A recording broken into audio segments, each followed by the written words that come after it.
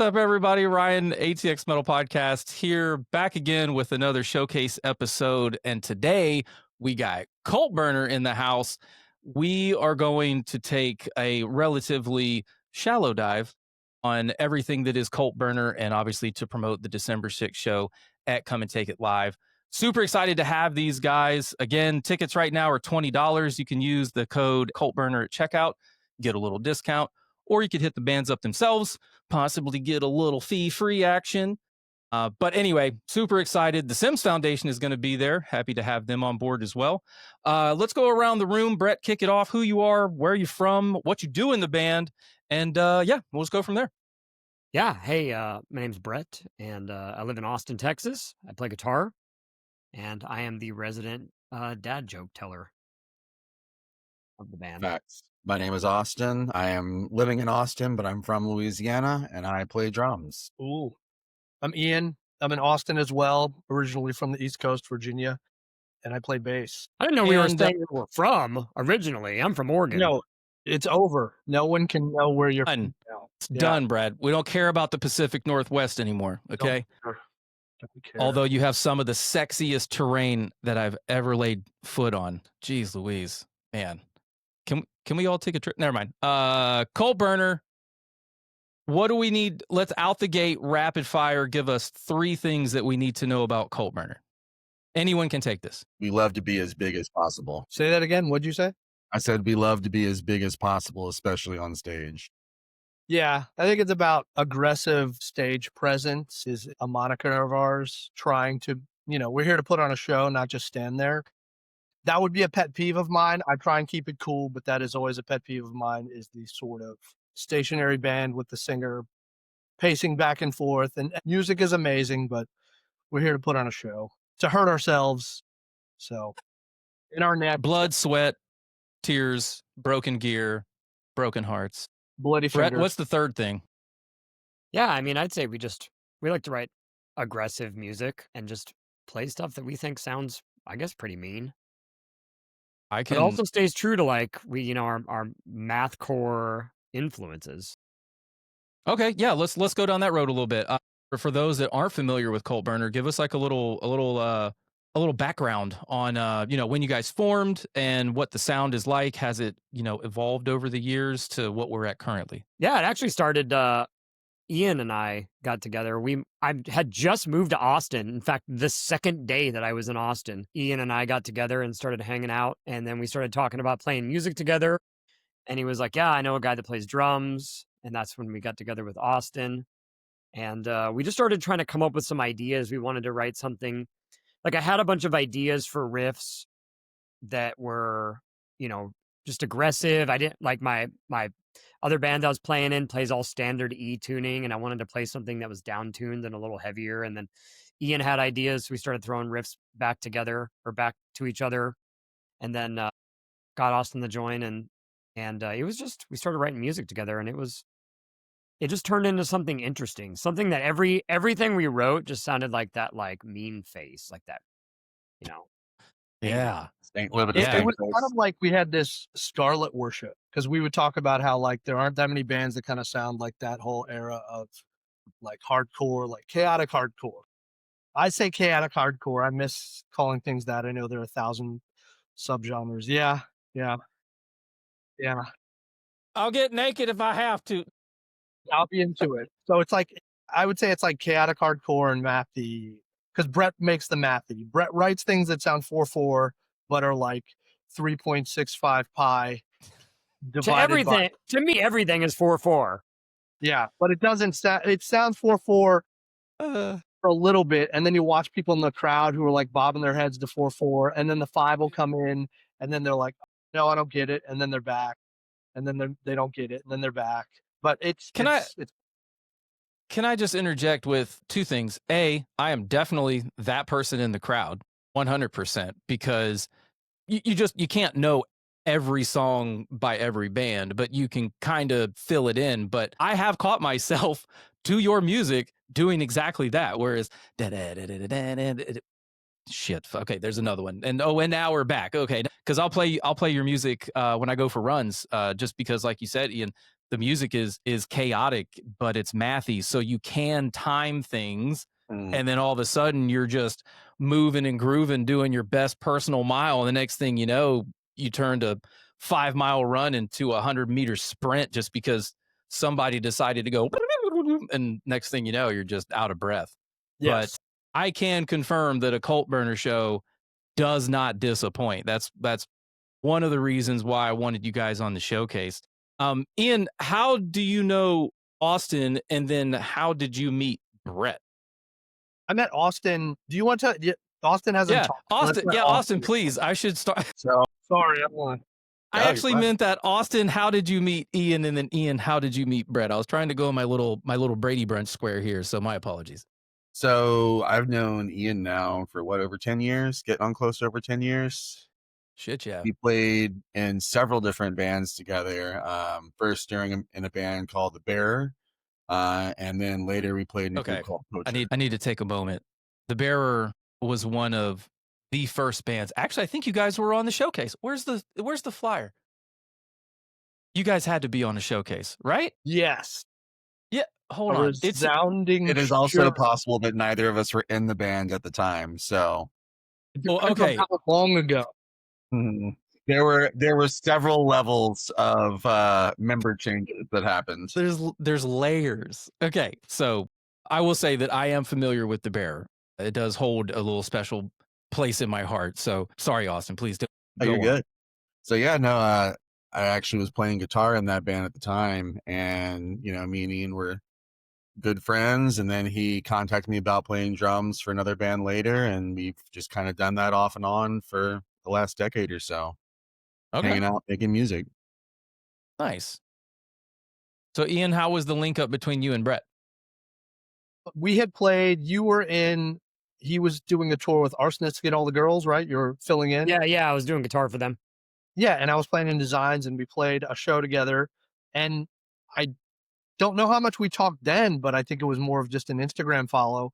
And then I saw he was like, hey, he was posting something about wanting to move to Austin or Florida. And I was like, well, hey, let's hang out and I'll show you around Austin. I always feel like it's important to give people that, you can't just show up to a city and expect them to know everything or anyone. So I just wanted to give him more of that sort of here's a friendly face, someone who is in the community that you're in. And this is what Austin, the city, not the person, which is how I will refer to Austin forever now. Maybe the city or the person now. But yeah, I wanted to give him that chance to kind of see a different side that he might not have seen had he just kind of come and hung out with whomever. So yeah, and that's pretty much how Brett and I kind of became fast friends.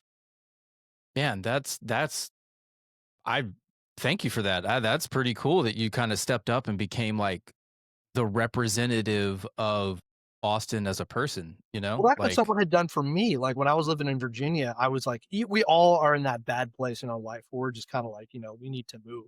And a lot of people say you shouldn't move when you're in a bad place. And I kind of disagree. I moved when I was in a really bad place. And Austin, I love this city. It has saved my life. So someone did that for me, which helped me stay here. And so anytime someone's like, dude, I'm not feeling good, I'm like, come to Austin. I know that's a chagrin for people to be like, get out of Austin, but we're not bringing in data center tech bros. No offense to anyone if that is your thing. But, I bring in hopefully friends that are a little bit more subculture that's what Austin is. It's a cool city of subcultures. Man, can you come work? Can you come be a co-host? That's I have not heard it put that way. I don't think ever. Maybe I've heard it in various forms, but that is. So I'm a transplant as well. For those that don't know, I'm from North Carolina.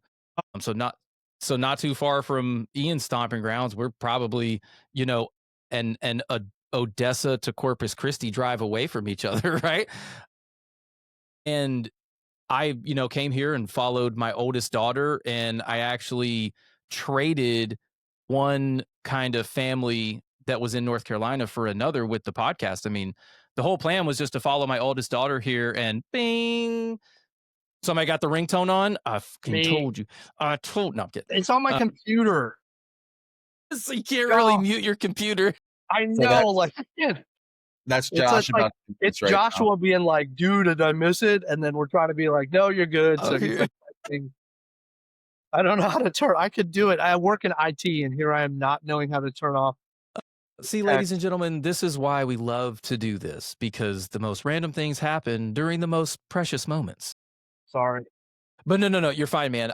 So, long story short, the music community is actually what has kept us here. Like, my wife and I have had multiple conversations about leaving and going back to North Carolina.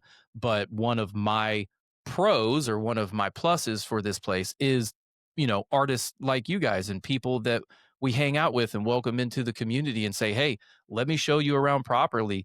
I've extended my, limited knowledge of the Austin scene to multiple people that have, asked about moving here from other bands. I remember a guy named Taylor Gorman, that's a front man for a band called Bystander. He came down and did like a week long visit, ate all the barbecue, went to all the bars, and just he was like, dude, I'm moving back.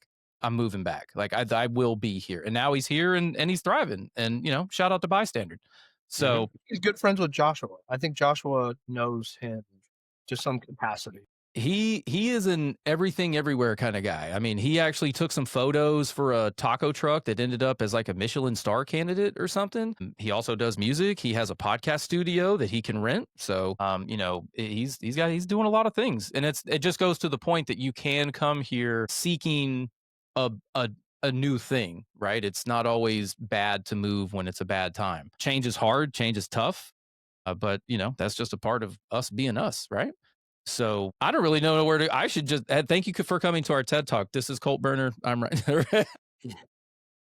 All right, let's shift gears a little bit. December 6th, we got the showcase coming up. You guys, how long has CultBurner been gigging as the unit that is CultBurner that will be on the stage? About a year now with the current lineup, right? Josh joined about a year ago. Yeah, I'd say about a year. We had a couple Sorry. series. You're good. We had a couple series of singers that tried out different people and had a hard time finding the right fit, and finally found the guy with Joshua. I will say that I did witness a couple of those. I'm not going to say good or bad, but my question is, since like picking your vocalist is a very, I guess I'll put it to the band, like, and you can say as little or as light as you want, but when it comes to picking your vocalist, are you trying to pick the vocalist to fit the band, or do you guys go outside of that and go, well, do they have this, and this to match, whatever the crowd wants? I mean, how do you pick a vocalist? I feel like for us, we were really more worried about finding someone that obviously, number one, meshed with us as a person, as a musician and all that, but also wasn't scared to just go for it. And oddly, we had a really hard time with finding people that would just dive into it and not really, I won't say not ask questions, but like have a little bit of self-worth and like knowing that what they're doing is good enough, and being confident maybe is the right way to put it. We just had a little bit of trouble finding someone who was confident enough to just sort of jump in with us and take that plunge. And that's what we found with Josh, I think. Brett, do you think the music that you write commands a vocalist that like just needs to like deliver this message? Because I mean, you're pretty much like, who's the riff writer? Let's start there. Who's the riff writer? Wait, hold on. Everyone point at Brett. All right. Wherever he is. Brett. Somewhere on the Brady Bunch scale. So yeah, how does it translate when you write the riffs? I know that, vocals and guitar, but I love my percussion, me and Austin, you know what I'm saying? But I know, like, what is it like to write a riff knowing that you may have to change a vocalist down the road? I mean, I guess I've been playing in bands for so long where I'm used to writing the guitar parts, thinking of when I write, I think of what the vocals are going to be like, expecting also that it's going to be completely different. So when I hear the vocals come in, it's a total surprise to me of what they sound like. Now, I do give my input on it. I'm a terrible lyricist. I'm not a singer. I feel like I can write rhythms pretty good. But yeah, when I write the music, like the guitar parts and stuff, I mean, I just expect the vocals to come in and we figure it out. Sometimes if we have to change anything, it's usually how many times we do something. versus necessarily changing the riff altogether. Mhm. Yeah, because I mean, the music that you guys create, like Austin said, like it demands almost you have to, like you said, you got to let go. You gotta bring it. You gotta put it all out there, as they say. I couldn't even imagine trying to be the vocalist in your band. It's got to be. I wish you were here, Josh. You could answer the question for us. But I know that you guys are absolute killers on the stage. I've been watching Ian dance around the stage for God knows how long I've been here. Ian, you're one of the best performers I've ever seen on stage, and I think I've said that to you in passing or in the past, but that's why I love throwing these shows is the bands that are on this bill fucking show up. I mean, I'll be honest, I look at my flyers every day. I mean, I'm really fucking proud of these, $15 of art up here, but I've had some stinkers. I've had some shit happens and it just doesn't go the way that you want it to go. And I fully, I expect that. But I do know that the bands that I humbly asked to show up and put on a show do show the fuck up. And I'm just, if I haven't said it before, thank you guys for jumping on the bill. I'm really excited to have you guys, possibly make some new friends, some new fans. And that's what it's really about is the showcase blends a lot of genres and you guys are that fucking wild card in my opinion.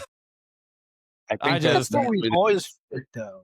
That crossover band, and I think that's what I want. Like back in the day, you used to watch back in the day, but you would see like Dead Guy and Lifetime, and then Botch, and it was like none of those bands make sense, but you would get to see bands like that. Now, and again, music is rad, but sometimes it gets hard to hear 5 beatdown bands in a row with a dude saying, "All right, get the fuck up front. We're gonna fucking," you're just like, "Oh my god, dude." And there's no offense to anyone. I think that Yeah. stuff is awesome, but there's like this oversaturation of it. But to go back real quick, like with the going nuts live thing, like that's what's so impressive about Brett is that, and a reason why I wanted to play with Brett is because he does that. Like Well, he ain't no slouch either. no, he is more so than I am, and that's what was like. I want that in a band when you have like and Austin, it hits so hard that I don't care if he's fucking throwing his drums all over the place. He hits so professionally loud that it makes sense to me that he's locked in with having the front being hopefully not like Dillinger Escape Plan, but we are like show up because it makes sense. But like Brett is a dude that watching him play to me, like any video, any photos I've seen, it like I'm proud to be upfront with like Brett. And then Joshua has come into his own a lot since. Oh my God. Speaking of Joshua, you guys ready for this? Yeah. Here he comes, the man, the myth, the legend. Let's see if this even works. Hey. Yeah. Hey, you joined in portrait mode. Can you flip it horizontal for us real quick? Boom. With the bro, the library is lit. I can't believe it. Are you there studying like for a the show? ghost. Yeah. Ghostbusters. You don't need No. to see us. Well, I just got another warning that said your device may not have enough storage and is running low. You gotta clear out the cache in that web browser. You know what I'm saying? Yes. Well, real quick, how do you guys get together? Do you guys get together once a month, every 2 weeks? Like, how does jamming go? Every couple pretty much. weeks. Well, every couple of weeks. Yeah, we'll get up and at the space where a lot of bands like to practice. So I see a lot of different guys from the scene coming in. I know I've seen the guys from Soul Exchange there before. Is it? We usually it's make a called new The fan every Space? time we play. We practice there. Yeah, it's called The We have Space. somebody who's hanging outside the room and just like, you guys sound crazy. You guys have groupies before they become groupies. You just walk in, hit a riff, come back out, and all of a sudden you've got 4 more Instagram followers. We have actually had someone walk in the room before and see who we were. Really? Oh yeah. Just I know someone the- walking by. Yeah, the guys that work there are like, you guys are the loudest band here. I'm like, well, that's a compliment. I want that to be, but it's like ska, which Austin would love. There's like ska going on next to us, which it's horn, so they're loud. Valhalla. But yeah, he found us on Instagram, I think, and he was like, "When are you guys playing?" And I was like, "Oh, tonight. There's a flyer." And he's like, "Okay, I'll be there." And I thought he was from like Russia. I don't know though. New would York, probably come- Russia. Yeah, same thing. What? Exactly. If you're listening, shoot us a message and tell us where you're from. Papers. I'm sorry. I'm sorry. I like that we have a connection to San Antonio. San Antonio has such a cool like scene as well. Like there seems a bit more solidified, and like the kids there are so nice. Not to say that people in Austin aren't either, but it's just different. But I really do like the San Antonio scene. It's really cool. Dude, just for, and I shouldn't even say this, but I mean, we are currently competing with Fit for a King and Currents and 156 Silence. They're playing in San Antonio on December 6th. The same time like, I didn't plan it. I already had this shit locked in. They probably had it locked in a year ago, to be honest. You know those guys. Can you just ask them? Dude, they're like a year and a half out. I mean, whenever Anthony hits me up, he actually just talked to me the other day. He was like, man, I've got like 8 announcements to make on Tuesday, and it's all like next year shit. I mean, these people are planning like down the road, because I mean, once you get to a certain, I guess, tier, for lack of better words, you really have to start like figuring things out exponentially. Let me ask this. Does CultBurner want to be national famous or like Texas famous? We're trying to just be famous in just my house.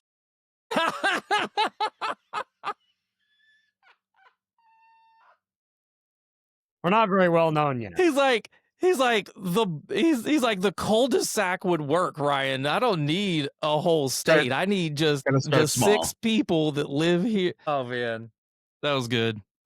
Thanks, Brad. That touched my soul. You want to be local famous? No, we're having a good time playing music. Honestly, I don't know that there's much of an agenda as far as what level of success we're trying to achieve. A lot of us in the band, we've toured, we've been in national acts before. That'd be cool. But when we put this thing together, we were just kind of like, let's just write the music that we want to write, and we'll see whatever comes from it. To be more punk rock about it. Like we were like, let's just, and we've had to like turn down shows now, but like we were like, let's just play every single show, no matter what. And we were doing that. We were just playing every show. It didn't matter what it was. I still like that idea. Like to be national, great, that'd be nice. But I would like to be national in that the old school way, like when bands like Death Wish were out. Like, you may have never seen The Blinding Light, but you knew who they were because they were on a rad label. They might have never made it to California or wherever, but you knew who they were. And I like that. I like the thought that you can reach people in whatever, even different countries, without needing to have to tour constantly. Though that would be nice. It'd be nice we want to play everywhere, but we're also adults with jobs and things of that nature. So but on that level, that doesn't mean we should be disqualified from being able to get to have fun and spread art and remain viable in hardcore. At least that's how I view it. So, Austin, what about you? I love writing music. I love writing music that's a little weird, a little out there, definitely really heavy, and I love playing shows. Whatever else comes in between, whatever else can come of that's great, but I love playing shows and I love writing music. If I can do those 2 things, I'm pretty happy. All right. Yeah, I'm of the same ilk. Like, I've got a day job and I've got this. I mean, like, you guys don't make a lot of money from it, sadly. But you do it for the love. You do it for the passion. And again, that's one of the reasons why I wanted you guys on stage, is because I know that that level of give a shit is there. And that regardless of the show, the venue, the lineup, the date, the time, like CultBurner is going to show up and be like, hey, what's up? We're CultBurner. Here we go. And then it's just madness ensues. So we talked a lot about wanting to get on stage and basically punch people in the face from the first note, and I hope that we accomplish that. Yeah, it's about like it has always been about with me, and I think a lot of us have that same philosophy. Like, it is hurting yourself on stage. Like, it is like, I don't know if you can even see, like, there's like a neck burn from like the strap, like bloody fingers. Yeah, just no, but it's just like hurting your neck, walking away, not being able to hold your head up because you've just like given yourself probably a concussion, Bangovers. but it is like the best bang over ever. yeah, and yeah, that's the problem. I will say the problem, and I hate saying that, but it's like watching bands. It just feels like there's no violence anymore. Like people are heavy, and a friend of Brett's, he had talked about this on a podcast as well. Like people sound heavy, but they're not angry. You know, like everyone sounds heavy. Everyone sounds Ooh. like, you know, polished, and they're tuned to G sharp, I don't know, whatever, and they have the most pedals, but it's just like they're not angry. It's just heavy music, and I get that that's the spectrum of music. It doesn't always have to be angry and pissed, but I think a lot of these bands cosplay that like anger, but then they just stand still on stage or they just play the same. And again, I don't told myself I wasn't going to be mean like that, but it's my opinion and I can totally be wrong. That's just me, but that's why I love bands like Dead Guy. We'll never, bands that are pissed. Johnny Booth, that's another band that just is they sound mad. The Minor Times, they sound pissed. They sound like they have a bone to pick with you. And I love that kind of stuff. That's where I come from with music. I think hopefully we mesh, but that's me. I talked a lot. I'm gonna shut up. No, you're great, Ian. I appreciate that. Like this is why I love to have these like one-on-ones, is because you actually really get to know like why this musician is putting out this music, is like, or this is the music I'm putting out because of these reasons. Like I want to get on stage, I want to lose my mind, I want you to come punch me in the face, I want to have a fucking neck scar, like I want you to also buy my merch and come to the next show at this other place. But like, it's just being in the room with people. And rest in peace, Dirty Dog. But I love small venues. I love Come and Take It. They've been with us since the inception. And that's where we started, was Dirty Dog. And that's where all of these shows started at. So I don't want to forget my roots. And I want to bring people in that are going to cause absolute insanity, because like you said, like not everybody, like I'm gonna have polished bands and then I'm gonna have CultBurner, right? Like there's going to be a blend of fucking acoustic sounds that are gonna literally punch you in the face, because our boy Taylor's on the mix board, so he's gonna turn the 808s up if you got some sub drops. But go ahead. Just so we're clear, Brett does not want anyone to come punch him in the face. Oh yeah, don't punch Brett in the face. Okay, I'm hurting enough just getting up on stage. Hold on, I see if I can put the little do not punch Brett in the face. I don't know if I'm going to be able to pull that off in post, but I'm going to try it. But I think you spelled punch Brett in the face wrong. Yeah, punch Brett in the sorry, we're going to I've been hit enough times at shows. I think I've taken a fair beating that a 5 foot tall 8 guy can. Dude, everyone do not hate on 5'8", okay? That is a solid stature in this right. planet. Okay. Right. Wow. Hey, your boy's 5'8". I've been in lifties for a while, okay? Do not hate on 5'8". Don't hate on 5'8". I remember when we were starting to get this band going, and we had Ian and Austin and me, and then we were finding vocalists, and all the vocalists were hella tall also. And I was just like I look like the smallest guy ever in every picture. Yeah, we needed Josh. We needed he to balance shows up. it out. You're like, yeah, okay, now we're on the same playing field. Okay, everybody get together, short to tall. Come on, kids. Pretty sure we actually did do that on purpose at one point. I would love nothing more than to see you guys hugging each other in the ugliest Christmas sweaters as like a Christmas card. I would pay $5 for that. Woo, man. Okay. I've taken up enough of your time.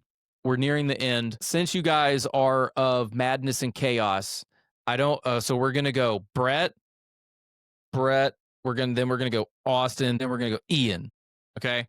I want the craziest pit story that you've either been a part of or witnessed. Brett, you're first.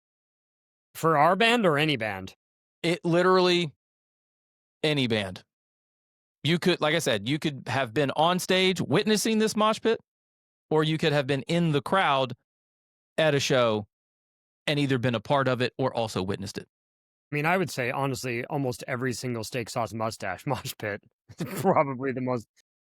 I'm not saying that it's the most violent or the most wild, but I'm saying it's definitely the most insane. Yes, It's the I weirdest, that's can for sure, and I like that. I can vouch for that. That it's a if you've never seen that show, I guess you are out of still Oregon or Washington. Yeah, we actually live in 5 different parts of the country now. Oh, well, fuck. Okay. So yeah, but yeah, I would say Mammoth Fest 3. Just looking at pictures of it, it is zany.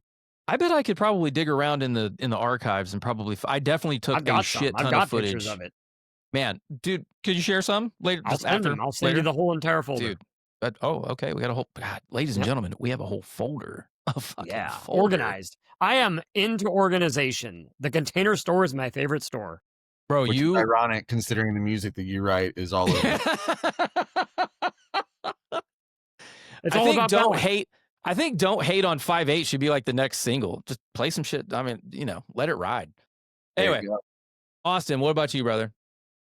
The craziest pit story for a show that I've played was in Tulsa, Oklahoma. It was a long slingshot room and all the merch tables were on one side, and the pit ended up going the entire length of the room. Just constant, people up and down, doing the arms back, being really aggressive, and to the point where we're like all holding up the tables so we don't get smushed. And, we weren't in a hardcore band. We were like a emo band at the time. So we're like, man, we're going to get killed on stage. They were like, we're not heavy enough for this shit. And our time to play comes up, and the same huge fucking guy that we saw doing all the back shots the whole time sees us get on stage and everyone get the fuck out of the way and like cleared a path for us so we could get our gear. I was like, are you okay, man? Do you need some help? So it was just a really funny juxtaposition to see this huge dude laying waste in the pit and then being very concerned that we were okay and ready to get on stage like 5 minutes later. And not a super crazy story, but it's one that always stuck with me. Ian, round us out. God, I've been going to shows since 1988 when I was like 13. My first show ever was Menace, Reign of Terror, and OTT. Those were Holy shit. and every At War played as well. Those were like local metal bands back then. So out of all of those, it's just, I'm the old guy, of course, but stick to running. That's why I look amazing and I'm ripped. And back squat, like run far, run fast, back squat a lot. Hell yeah. But there's this band Unbroken that I was lucky enough to play so many shows with back in the day when I was like younger.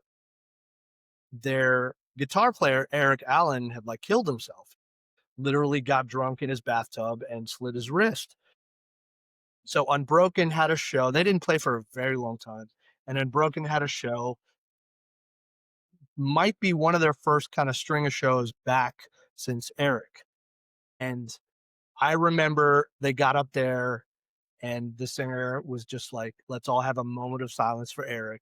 And they shut off the lights and it was pitch black and it was like a couple hundred people and it was dead silent. And I remember all I heard was 1, 2, 3, 4. And they fucking went nuts and the lights came on. And I remember it was like, that was like my like punch in the face, like it was so rock and roll. Like I'll never forget the explosion of music and light after, like, because normally there's chatter at a show. There are people and this was everyone focused on that moment of silence for this dude who unfortunately took his life way too soon under horrible, sadness, depression.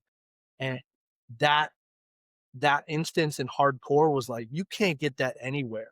You can't, I mean, maybe you can, I don't know, but most modern pop music can't punch you in the face like that explosive, like demonstration of how awesome hardcore music is, or metal, same thing. Yeah, that's mine. So, and I'm sticking to it. Left turn at the bridge. You know what I'm saying? I thank you for sharing that. That's I mean, fact Unbroken. Thank you Unbroken for sharing that. If you don't know who Unbroken are, listen to them. It's just such a great hardcore band. That's like the beginning of metalcore for me. Okay. I will put that on the running list. You know what I'm saying? Yeah. Go out there and set some new personal records. Oh my God. Yeah. Their first album, but then when you get like closer to their later stuff, so good. They found their sound. Anyway, sorry. No, thank you. That's that's kind of why I also love doing this, is you get to learn about, like, I've never heard of that band or the other two that you mentioned. So now it's going to be like this whole new experience for me, knowing what I know provided, from your personal experience. And that's why I love doing this. That's why I love getting everybody, I will finish my studio one day, but until I do, this is the best this is, as long as you try and make that effort to connect with people, I think that's worth it going through life. And coming to these shows, interacting with the artists that get you through tough times, get you through good times. Like I have jammed local music specifically for a certain reason, place, mindset, feeling, and I'm happy because I can turn around and go, hey, Ian, the other day I played this song, or hey, Brett or Austin, like, hey guys, y'all got me through a fucking Tuesday. But you know what I mean? We have to thank you. Like, I'm going to tell you to shut up. I don't care about the feeling. Like, we have to thank you. You have been doing this, dude, since I moved to Austin. Like you and Chris, right? Yeah, 2014. We just surpassed our 10th year, and sadly, I do miss my boy Crow, but he's just down the street. He kind of turned the reins over to me about 2021 post COVID. He was like, hey, I've had a good run at it, and the show is yours. And I remember, just to kind of full circle this, I'm gonna give this much of an exclusive, but not to take away from you guys, but it does. It's your show. It kind of makes this whole. 2014 is when we started, November 2nd or 4th. We can't really nail down the time, but I think Facebook has it at like November 2nd. So we throw our first show December of 2015, or maybe September. I can't read it up there. But a year later, so then we've just been doing this every year that we can. And the reason that we met was because he used to listen to 101X, No Control Radio, when it was over there, and he would listen to Chuck Loesch, right? Yeah. Thank you, Chuck Loesch, for No Control Radio, HD2, 93.7. You better tune in. And he would give away tickets. And Chris was always up when he gave away tickets. So he would win a lot of tickets. So we won some tickets. He invited me. We go to a show at Dirty Dog. It was like Black Tide and Threat Signal and somebody else. And on the way home, he's like, do you want to start a podcast? So that's how it started. Fast forward 10, 11 years later, I'm still throwing shows. Chris and I were still friends. Everything is still, on the up and up. And now I have a chance to host an hour-long show on No Control Radio. Nice. Oh, that's awesome. Yeah, dude. And it's going to, working title is called The Texas Takeover. And we are going to feature nothing but Texas bands from the full spectrum. So basically, take the showcase that I throw and then just throw that on steroids. And I don't know how far back I can go. I think we have to figure out the timeline, like, all right, everything from 85 forward or something like that. But once we get all the details worked out, it will literally be a Texas run, Texas owned, Texas joint venture of local, regional, and state music. So that way we can just tie it all together, start doing tours like, hey, catch it out, 93.7 HD2. Now, I may be being a little more boisterous about that side of things, but right now we are in talks with, getting on the fucking radio. That's awesome. Yeah. But no, it's 1 hour of the riff from Walk by Pantera. just take that and just play. Yeah. Maybe jump in every now and again and be like, thanks to yeah, right. Just but anyway. So thank you so much for what you do. Like you are you are absolutely as integral as what there would be no scene without people like you doing exactly. I see your posts and I think about you regularly. Like that's like thanks. James from James from the brewing company who always puts on shows. Texas Metal. Yeah. Gonzalez. Yes. One of the nicest guys. Like guys like you and him and many others just are the Texas scene. Like there's no Texas scene, or at least in Austin, without what you guys do to support. And we support you in every way. Well, thank you. So thank you. Thank you. I definitely try to stay humble. I don't ask for much. I just love chatting with you guys. I love learning to know more about you, because then when we show up and we see each other in person, we have that much more to talk about. And so with all of that, thank you guys for jumping in. I'll turn the floor over. We'll do round robin, just go around and any ats or thank yous or any type of shout outs that you want to get out, to include where people can follow you guys on the socials, and then we'll wrap it up. Yeah, definitely. Well, we're on Instagram and YouTube, CultBurner on there. And yeah, shout out to us. Yeah. Shout out to CultBurner. Shout out to us for being here. I Yeah. just thought Sorry, Same I keep order. forgetting. It's like my rotation is not the same for everybody. So probably something like looking down to the right and up and to the left. And In Anyway, D&D Austin. terms, Well- initiative has been rolled. I don't really have any socials anymore, so I'll just say thanks to you for having us on the show, and thanks to these three idiots for playing with me. nice. I freaking love it. I'm no longer in the band since I was called an idiot. I'm offended and I have left. You've been violently official- accosted with a punch in the face and I'm leaving. been called an idiot. That's my form of violence. Do not hit Brett in the face. Okay. No, don't. Don't do it. Or call him an idiot. Or call. Or he'll quit the band. Who's next on the round robin? Old man Ian, send us off. Thanks, obviously, to Brett, to Austin, to Joshua for letting me have fun with them and being like, I like having that they're my friends. I get to be in a band and we're friends. Thanks to my girlfriend, Mandy, because she's awesome. And just thanks to anyone who like buys a shirt, doesn't buy a shirt, listens to us, just is into us. Thank you so much. Like every time somebody does praise us in some way, I'm always just like, it's like the best. It doesn't, we're so lucky.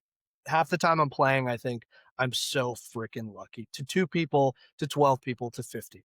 It doesn't matter. Yeah. So fucking lucky to do this with these guys. So yeah. And thank you for what you do. Dude, I was just going to say, I would not be able to do this if it wasn't for people like you guys. I say this time and time again. I'll say it until we're creeping on the deathbed. Like, you've got to support local music. You've got to get out there, pay the $10, $15, $20 to get in, buy a drink. Don't buy a drink, but buy their merch, because that's what makes the wheel, that's what makes the wheels go around. And, if you want to help support them, throw on their YouTube channel and go to sleep with that shit. Let the ad revenues stack up. It's one of those life hacks that we have to do today to help support, because not too many people buy CDs or vinyls these days. So you really got to figure out what are the easiest ways to support not only the bands that you're a fan of, but the bands that you have friends that they're in. And I look at every person, every band that I interview, that is an extension of my family through and through, to the point where my wife, I fought 9 months to get this room, and I'm going to deck this bitch out until it's done. And, she's like, give me the couch back. I'm like, no, you're not getting the couch back. I got the couch. But anyway, I'm not bringing the couch to come and take it. There's already one there. December 6th, you can catch all of these lovely people here playing one of the, I would only imagine, I don't want to say the sickest set, but I do know that it's going to be an experience that you're not going to want to miss from start to finish. Inside the Hollow, we got Bridges Ablaze, we got CultBurner, we've got Bat Lips, we've got Broken Time, Future Ghost, and all of a sudden Darkness Divided turned out a new riff earlier this this year. And as soon as I heard it, I was like, what y'all guys doing in December?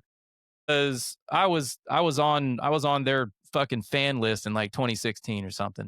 It is their only Austin date. So I didn't even know that until like a month or two ago. So pretty excited to get them back in the mix, but also excited to get everybody in a room together, high-fiving, bro hugging, and just having a good time. So if you want to come out, again, December 6th, come and take it live.